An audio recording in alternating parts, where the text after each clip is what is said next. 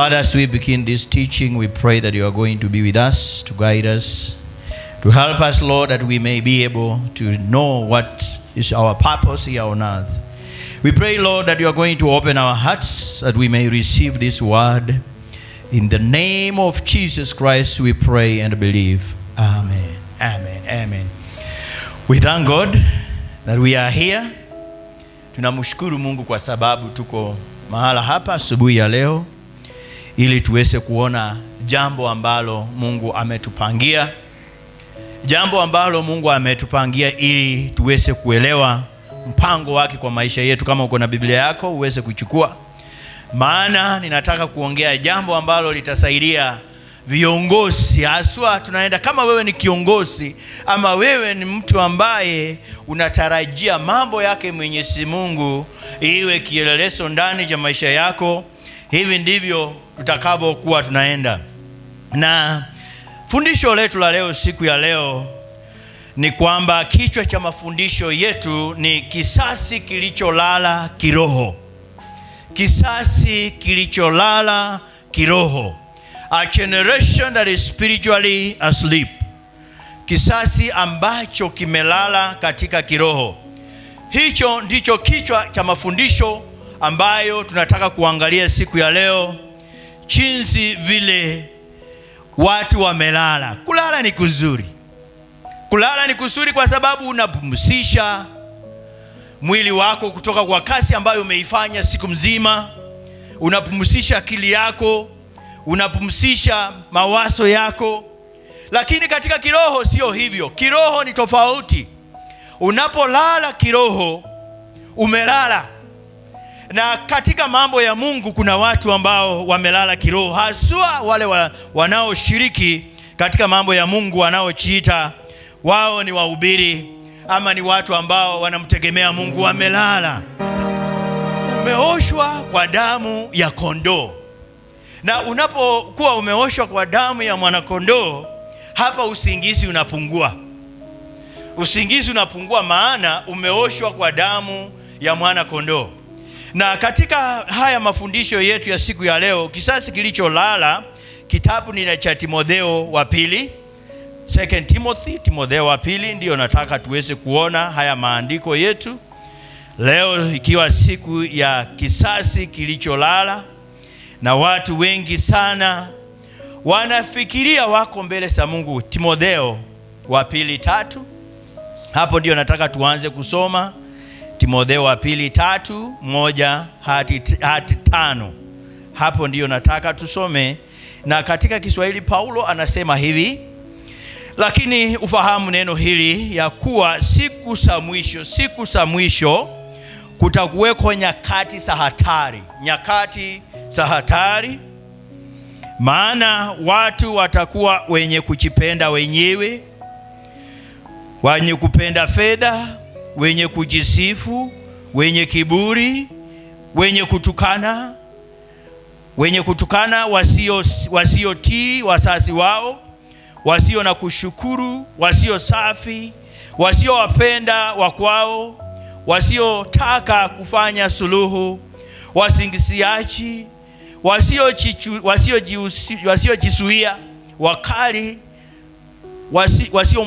wasiopenda wema, wasaliti, wakaidi, wenye kujivuna, wapendao anasa kuliko kumpenda Mungu, wenye mfano wa utauwa, lakini wakikana nguvu zake, hao nao ujiepushe nao. Hilo ndilo andiko ambayo Paulo aliandika miaka iliyopita mingi sana, akiona ya kwamba kutakuweko na nyakati ambayo watu watakuwa na mfano na wataishi namna hii. Yale ambayo tunaona, hiyo ndio ambayo imeelezwa katika kisasi tulicho nacho, ndicho kilicho na mambo kama haya ambayo Paulo ameweza kutuandikia. Katika maandiko mengine ambayo nataka tusome ni kitabu cha Waamuzi, katika Waamuzi 2:10 ama Judges in English, the book of Judges chapter 2 verse number 10. Waamuzi, kitabu cha Waamuzi 10 kiko katika Agano la Kale. Hapo ndio tena nataka tusome tuone ya kwamba kunaelekeaje katika maisha ya mwanadamu. Kila wakati kuna watu ambao wanasahau, ama kuna wakati ambao watu wanalala. Waamuzi 2:10 ninasoma, maandiko inasema hivi: tena watu wote wa kisasi hicho nao walikusanywa waende kwa baba zao. Kuliinuka kisasi kingine nyuma yao ambacho hakikumjua Bwana, wala hawakujua hiyo kazi ambayo alikuwa ametenda kwa ajili ya Israeli. Kisasi kilitokea ambacho hakikumjua Mungu. Kisasi kilitokea ambacho hata hakikujua jinsi vile Mungu alivyotenda kwa wana wa Israeli. Kisasi kimoja ambacho kilitokea kilichokuwa kimepotea. Kwa maandiko ambayo tumesoma, Paulo anasema kisasi kitatokea. Tunaishi katika nyakati ya hatari ambapo wengi hawatamtambua Mungu. Wengi hawatataka maisha yake Mwenyezi Mungu. Na ndio sasa hivi wapendwa, tunaishi katika hicho kisasi. Haswa katika kile kisasi, tunaishi katika kisasi kilichojaa taarifa. Taarifa ni nyingi sana, lakini chenye upungufu wa kiroho wa kazi yake Mwenyezi Mungu. Tuko na taarifa katika mtandao. Ukifungua TikTok utapata taarifa, ukifungua YouTube utapata taarifa, ukifungua Facebook utapata taarifa. Na hizi taarifa zote ambazo tunapata siko na upungufu wake neno lake Mwenyezi Mungu. Siko na upungufu. Makanisa yamejaa watu. Kila mahali unapoenda makanisa yamejaa. Mahubiri yanahubiriwa, nyimbo zinaimbwa, mikutano mikubwa ya crusade inafanyika. Hii yote inapangwa kwa sababu ya neno lake Mwenyezi Mungu. Wamishonari wanaenda kila mahali kulitangaza neno lake Mwenyezi Mungu. Lakini je, kuna ufufuo ama bado watu wamelala? Nyimbo ambazo zimekuja hivi siku hizi ni nyimbo za kifedha. Hata hivyo, mamlaka ya kiroho, utakatifu na nguvu za kimbinguni mara nyingine hazionekani katika nafasi kama hiyo. Watu wamekataa maneno ya Mungu. Watu wamekataa. Na mimi nilikuja nikaangalia kwamba hata hawachakataa. Ni kisasi ambacho hakimtambui Mungu. Ni kisasi ambacho hakielewi Mungu anataka nini. Ni kisasi ambacho kimepotoka. Na sisi tunaishi katika kisasi kama hicho, ambavyo wale hata ambao wanaongoza nyimbo kama sisi vile tulivyo hapa, wale ambao wanaongoza nyimbo wengi hawako tayari tena kuimba na kutumikia kwa hizo nyimbo kwa Mungu. Kuna wakati mwingine tulimuita kijana mmoja ambaye ni muimbaji. Tukamuita tukasema, njoo katika kanisa letu uweze kuimba, tuweze kuabudu pamoja, tuweze kumsifu Mungu pamoja. Huyo kijana alituambia, nitakapokuja huko kanisani kwenu lazima mkuwe na shilingi 70,000 ndio mimi nitakapokuja ili niweze kuimba pamoja na nyinyi. Kasema, Bwana, sisi tunakuja kumwabudu Mungu. Yeye kazi yake ndio hiyo, ni kuimba na kupata pesa. Lakini kama hakuna pesa hata kuja katika ibada yenu. So kazi yake ni katika kutembea katika ibada, sio kumtafuta Mungu. Ambapo Biblia inasema ya kwamba watakuwa wenye kupenda fedha. Angalia yale maandiko tumesoma katika kitabu cha Paulo, watakuwa wenye kupenda fedha. Ndio Mungu amekupatia kipawa, lakini hicho kipawa chako wewe ukakikeuza kikawa kiteka uchumi. Wewe ukakigeuza kikawa ambacho kinafaidi wewe peke yako, sio hata watu wa Mungu. Na hivyo ndivyo hatari ambayo tuko nayo wakati huu. Hiyo ndio hatari ambayo vijana wengi wamo ndani yake. Hiyo ndio kuitwa kulala. Maana kiroho amekufa, lakini katika uungu unavyomwangalia unamuona ya kwamba anafanana na matendo yake Mwenyezi Mungu, lakini ndani hayamo. Bwana asifiwe sana. Amen. Tunafaa kuangalia kiundani. Je, sisi ambao tunatangaza neno lake Mwenyezi Mungu tunaishi ama tumelala? Na kama tumelala, tunafaa kuamuka katika kisasi kilicholala kiroho. Wokovu hauchengwi juu ya uelewi wa kibiblia, bali juu ya mafundisho ya kibinadamu yasiyo na nguvu ya neema iokoayo. Haya mumeona, wanachenga mafundisho yao, hayajachengwa katika misingi ya kibiblia. Mafundisho yao yamechengwa katika mambo mengine ambayo wewe ukitaka kuokoka siku ya leo, je, Yesu angekuwa hapa akitaka kukuokoa, kutaenda namna gani? Kwa maana wengi waliokolewa. Tunaangalia katika Biblia, tunaona wengi waliokolewa. Na mimi nataka viongozi wote wasikize haya mafundisho. Maana unapolala wewe mwenyewe, pia wale ambao watakuja kwako kwa sababu ya neno utawalalisha. Yesu alipokuwa hapa duniani, wokovu wa kweli lazima upitie katika maji ya ubatizo.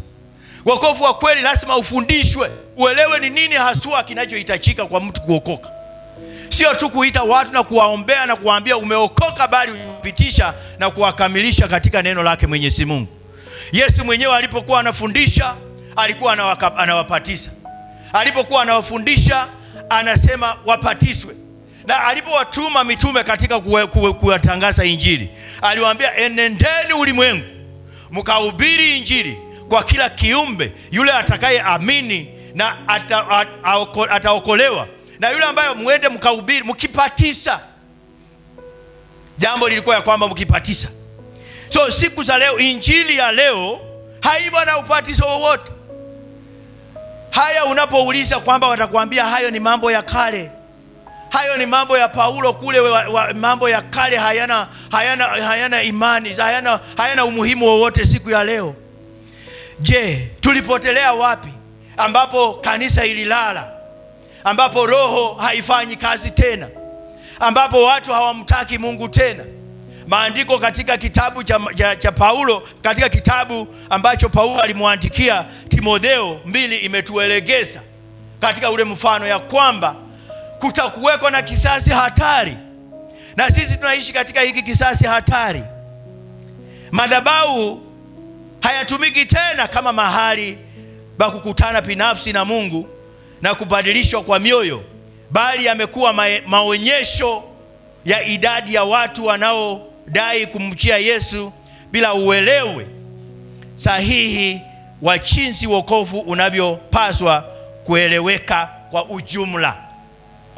Je, wokovu, ndugu yangu Joseph, wokovu unafaa ueleweke kwa jumla, sio kwa kupakua kwamba kusema hapa tutafanya wala hapa hatutafanya.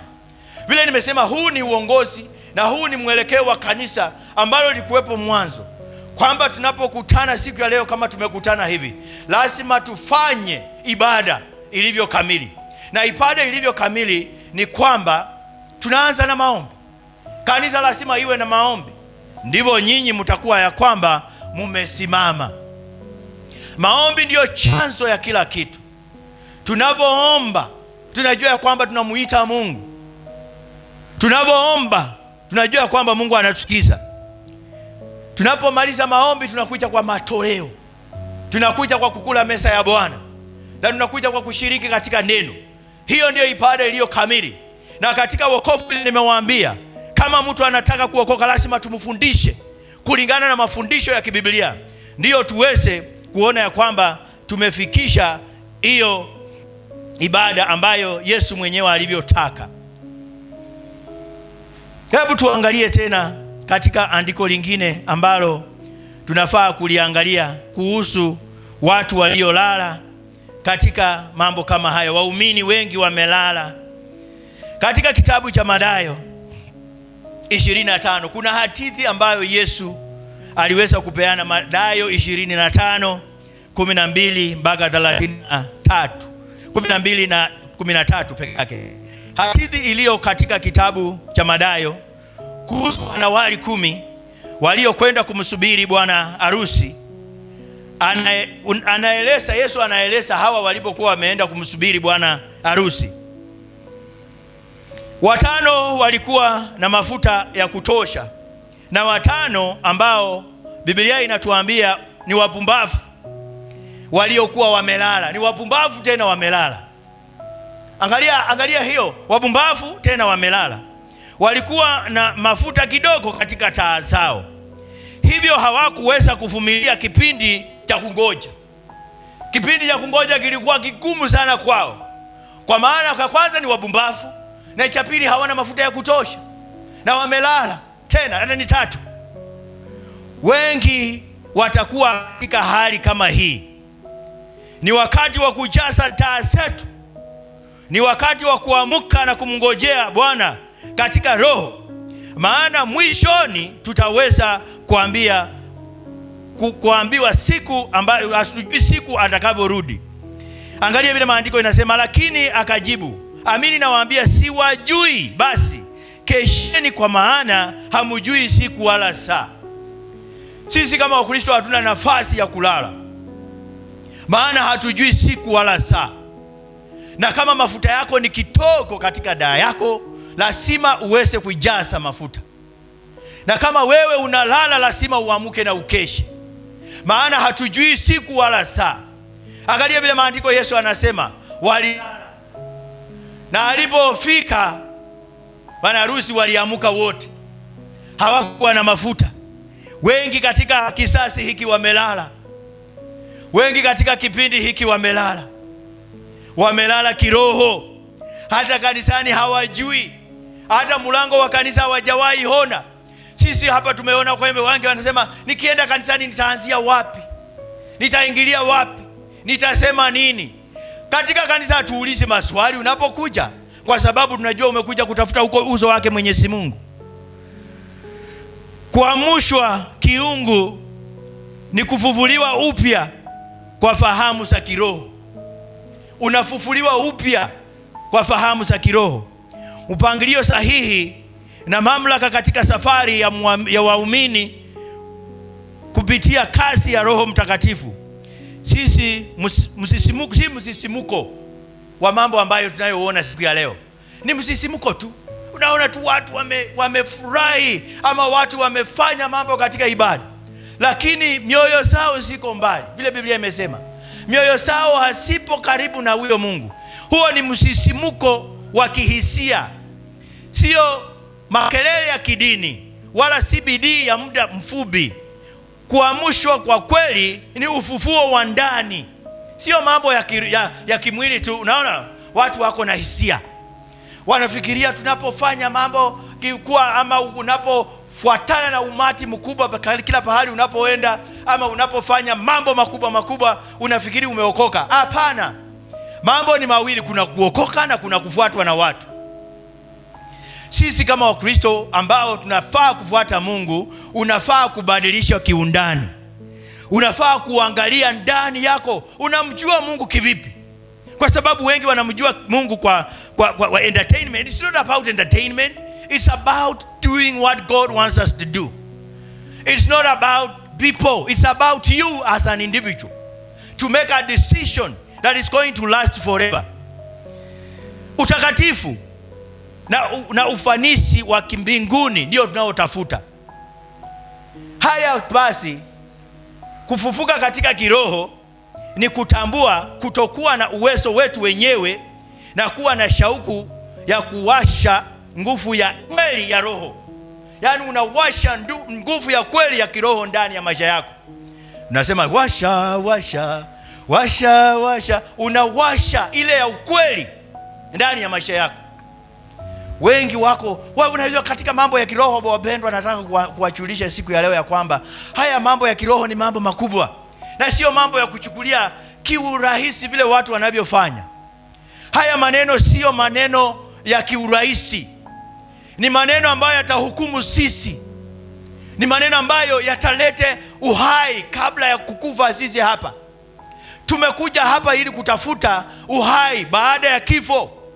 Maana tunaamini ya kwamba baada ya sisi kufa kuna maisha. There is life after death. And we are here to prepare for the life after death. We are not here to joke about.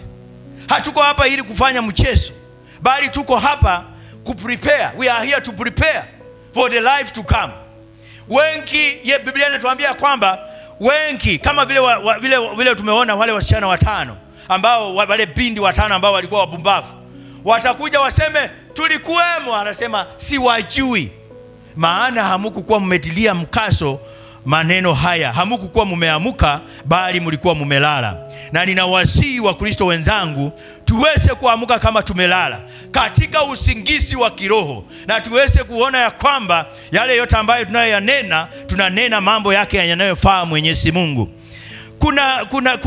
Kuna mambo ambayo inaweza kutusaidia ili tujue kwamba tunapoamuka tunafanya mambo kani, mambo kada wa kada ambayo yatasaidia sisi tuamuke. Muumini number 1, jambo la kwanza ni hili: muumini aliyeamushwa kiungu huenenda katika hofu ya Bwana, the fear of the Lord. Muumini aliyeamushwa kiroho, yani yeye ambaye halali, he has the fear of the Lord, yani unatii Mungu. Hapa duniani kuna watu ambao hawamtii Mungu. Tumeona kuna watu wengi ambao hawamtii Mungu na hawana shida na ya Mungu, hata hawatii chochote. Sio watu wa kanisa, sio watu wa dunia, wanafanana wote. Hata uwezi tofautisha mtu wa dunia ni mkani na mtu wa Mungu ni kani, kwa maana matendo yao ni sawa sawa. Hawatii Mungu. Lakini Biblia inatuambia kwamba yule ambaye ameamuka kiroho, it is called spiritual awakening, anatii Mungu. Mkristo aliyeamushwa kiungu huishi kwa sehemu takatifu mbele za Mungu, akitambua utakatifu, mamlaka na nguvu ya ufalme wa Mungu. Baada ya kukutana na Mungu, hataishi tena kwa uzembe ambao ule tumeona pale nyuma katika dhambi.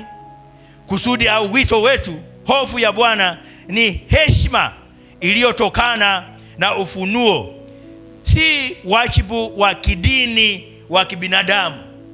Angalia vile maneno haya yalivyo, sio kwa sababu ya wa kibinadamu vile wanavyoelewa, bali ni kwa mambo ya Roho Mtakatifu ambayo Yesu mwenyewe aliyetufunguliwa. Cha pili, muumini aliyeamuka ambaye halali katika kiroho, muumini aliyeamushwa kiungu huwa macho kiroho na si mlevi. Spiritual awakening. Tunaamushwa ili kuimarisha imani yetu katika Bwana. Hiyo ndio sababu unaamushwa, ili imani yako imarike katika Bwana. Lile jambo lolote ambalo unalinena kwa imani. Amen. Tunalinena kwa imani, sio kwa mambo mengine. Na katika kulala unajua watu wengi kuna rafiki yetu mmoja alituambia, aliamuka asubuhi katika nyumba yake akapata vitu zake katika nyumba hakuna. Aliamuka asubuhi akapata radio yake imechukuliwa, TV yake imechukuliwa, vitu zimechukuliwa ndani ya nyumba yake. Sasa alipokuwa anatuambia, tukamuuliza, na ulikuwa wapi? Akasema, mimi nilikuwa tu, wezi waliingia nikiwa nimelala na wakaweza kubeba vitu akiwa amelala. Yumo ndani lakini anachukuliwa vitu. Kwa sababu gani alichukuliwa vitu? Kwa sababu alikuwa amelala. Na hata nasi katika boma letu kulikuwa na wezi waliingia ndani, na vile walivyoingia ndani walibeba kila kitu huko ndani yenye ilikuwa pale nje. Walibeba vitu sisi tukiwa tumelala. Na kama tungekuwa tumeamuka tungewashika. Kama tulikuwa tumeamuka tungekuwa tumelala. Kama tulikuwa macho tungewaona. Lakini kwa sababu tulikuwa tumelala hatukuweza kuwaona, na hizo vitu zilienda. Ndio ilivyo kama vile ilivyo tena sasa hivi. Mkristo anayelala, Mkristo anayelala hatajua jinsi vile anavyoibiwa. Ndio atakuwa katika kanisani lakini hayupo. Vitu zake zote, mawazo yake imeibiwa. Sisi tunahubiri hivi, tunapofundisha hivi, yeye anafikiria mawazo ingine. Anafikiria jinsi vile atakavyokula, anafikiria jinsi vile watoto wataenda shule, anafikiria jinsi vile bila amesumbuliwa, anafikiria mambo mengi, lakini yupo katika kanisa amelala. Hivyo ndivyo spiritual sleep that affects most of the Christians. Kuna wengi ambao wanapoingia kanisani, hizi nyimbo wapendwa sitamaliza wengi, wanapoimba, alafu tunapoanza sasa the best side of the word, they sleep. They are gone in the church. That is not good. That's a spiritual sleep that has to be awakened up. Jambo la tatu, muumini aliyeamushwa huongozwa na ufunuo, si hisia. What we call revelations. you are revealed, things are being revealed, the ones that you have to do. Revelations, maisha yake yanapangwa na ukweli wa Mungu. Mungu bado anasema na tunamsikiliza kwa rohoni. Wao wanasema Mungu aliwacha. Kuna watu ambao wamefundisha vibaya, wamefundisha watu kwamba Mungu haongei tena, alinyamaza. Shasikia mafundisho kama haya, that there is no God. The God ceased to talk or to speak. But we know that God speaks even up to now. Wewe unapoamuka katika kiroho, ukuwe mtu ambaye unamsikiza Mungu, atakuongelesha. Atakuongelesha na atakwambia mambo ambayo unafaa kufanya. Wapendwa, Mungu huongea, bado anaongea. Yeye halali. The Bible tells us that God is the same yesterday, today, tomorrow and forevermore. If we is the same, he speaks and we have to listen to him.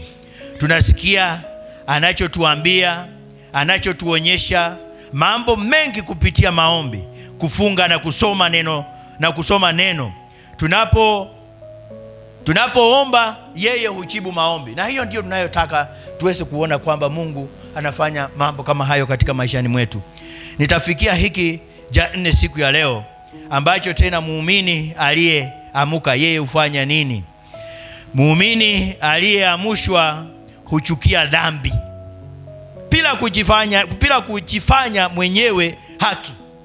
Yaani wale ambao wameamushwa, Wakristo ambao wameamushwa, wao wanachukia dhambi. Wanajua hii ni dhambi na hawataendanisha na mambo ya dhambi. Lakini Wakristo ambao wamelala, wamo kanisani lakini wanaishi katika dhambi. Wamo kanisani lakini dhambi hawawachi ama haiwawachi, kwa maana hawajaamuka, bado wanalala. Na hao ni hatari sana katika mambo yake Mwenyezi Mungu. Waumini walioamushwa huchukia dhambi bila kujifanya wenye haki. Anaishi katika neema na upendo wa Mungu. Kuweni watakatifu kwa kuwa mimi ni mtakatifu. Katika kitabu cha Petro 1:16 Petro anasema ya kwamba Mungu anasema kuweni watakatifu kwa sababu yeye ni mtakatifu. Ili tuone ya kwamba tumeamuka, na katika kuamuka kwetu tufanye mambo ambayo Mungu anataka. Lazima tuchukie dhambi.